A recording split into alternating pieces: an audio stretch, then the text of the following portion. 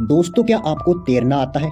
अगर नहीं तो सीख लीजिए, क्योंकि जिस सिस्टम पर आप रोज भरोसा करते हो वह आपको डूबते हुए देख सकता है, वीडियो बना सकता है, लेकिन शायद बचा नहीं पाएगा।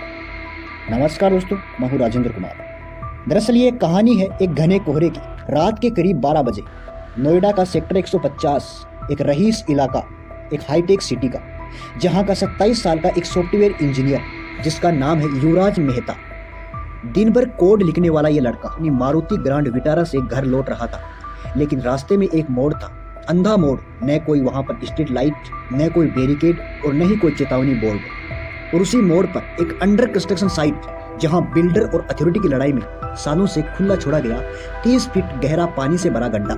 कोहरे में युवराज को सड़क का किनारा दिखा ही नहीं, और अगले ही पल उसकी कार सीधे उस मौत के गड्ढे में गिर गई। रात के 12:06 पर डूबती कार की छत पर खड़ा एक लड़का कांपते हाथों से अपने पिता को फोन करता है। पापा, मैं नाले में गिर गया हूँ, प्लीज मुझे बचा लो, मुझे तैरना नहीं आता। ये उसके आखिरी शब्द थे। उसके पिता दौड़ते हुए वहां पहुंचे, पुलिस को कॉल किया, फायर ब्रिगेड को बुलाया, SDRF और बाद में NDRF भी आ गई। सब आ गए थे, बस कोई उतरा नहीं उस पानी में।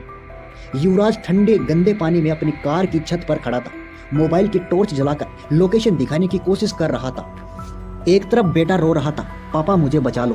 दूसरी तरफ पिता हाथ जोड़कर गिड़गिड़ा रहे थे, साहब मेरा बेटा मर जाएगा, प्लीज उसे बचा लीजिए। और सिस्टम बहाने बना रहा था कि पानी बहुत ठंडा है, गड्ढे के अंदर लोहे के सरिये हो सकते हैं, कोहरा बहुत घना है, रस्सी छोटी है। नोएडा जैसी हाईटेक सिटी में इमरजेंसी सेवाओं के पास 25 फुट लंबी एक रस्सी तक नहीं थी। एक जवान बेटे की जान से ज्यादा कीमती उनकी वर्दी सूखी रखना था। किनारे पर खड़े लोग मदद की बजाय मोबाइल निकालकर वीडियो बना रहे थे। युवराज के पिता चिल्लाए, वीडियो मत बनाओ, मेरे बेटे को बचाओ। क्या किसी की मौत आपके लिए कंटेंट है? अगर उन 20-30 लोगों में से 5 लोग भी हिम्मत कर लेते तो शायद आज ये कहानी किसी मौत की नहीं, किसी चमत्कार की होती। जहां वर्दी वाले फेल हो गए, वहां एक आम इंसान आगे आया जिसका नाम था मुनिंदर, जो कि फ्लिपकार्ट का एक डिलीवरी बॉय था। उसने कोई बहाना नहीं बनाया, रस्सी बांधी और ठंडे पानी में छलांग लगा दी। अंधेरा था, गड्ढा बहुत गहरा था, वो युवराज तक पहुंच नहीं पाया, लेकिन उसने वो कर दिखाया जो सिस्टम नहीं कर पाया। 1.5 घंटे तक युवराज मोबाइल की टॉर्च जलाई खड़ा रहा। फिर कार धीरे धीरे पानी में डूबी और उसी के साथ टॉर्च की रोशनी बुझ गई। वो सिर्फ एक लाइट नहीं बुझी थी, वो एक पिता की आखिरी उम्मीद थी। पोस्टमार्टम रिपोर्ट कहती है कि नाक और पेट में नाले का कीचड़ भर गया, दम घुटने से उसकी मौत हुई। 90 मिनट तक वो जिंदा था और सिस्टम उसे मरते हुए देखता रहा। जैसे ही युवराज डूबा, सिस्टम अचानक जाग गया। गाजियाबाद से NDRF आ गई, बड़ी क्रेनें आई, गोताखोर उतरे। सुबह 4 बजे लाश निकाली गई। सच ये है, हमारा सिस्टम लाश निकालने में एक्सपर्ट है, जान बचाने में नहीं। जिस गड्ढे में युवराज गिरा वो लोटस ग्रीन प्रोजेक्ट की जमीन थी, जो कि CBI के जांच के दायरे में है। बिल्डर और अथॉरिटी के बीच भ्रष्टाचार और विवाद के कारण काम रुका था और गड्ढा सालों से खुला पड़ा था। लोगों ने पहले भी शिकायत की थी, लेकिन किसी ने नहीं सुनी।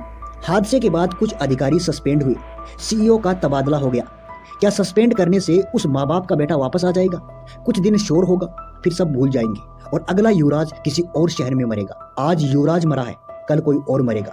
जब तक हम धर्म और पार्टी से ऊपर उठकर अपने जिला प्रशासन से सवाल नहीं करेंगे, तब तक ये सिलसिला नहीं रुकेगा। जब तक हम हादसे पर वीडियो बनाना बंद नहीं करेंगे और मदद करना शुरू नहीं करेंगे, तब तक सिस्टम भी नहीं बदलेगा। और लास्ट में दोस्तों यही कहूंगा कि 2 जरूरी सबक याद रखना। पहला, अगर कहीं टूटी सड़क, खुला नाला या खतरनाक गड्ढा दिखे तो इग्नोर मत करो, रिपोर्ट करो, शायद आपकी एक शिकायत किसी की जान बचा ले। दूसरी, हादसे के वक्त कैमरा नहीं, हाथ बढ़ाओ, क्योंकि अगली बार उस गड्ढे में आप भी हो सकते हो या फिर आपका कोई अपना।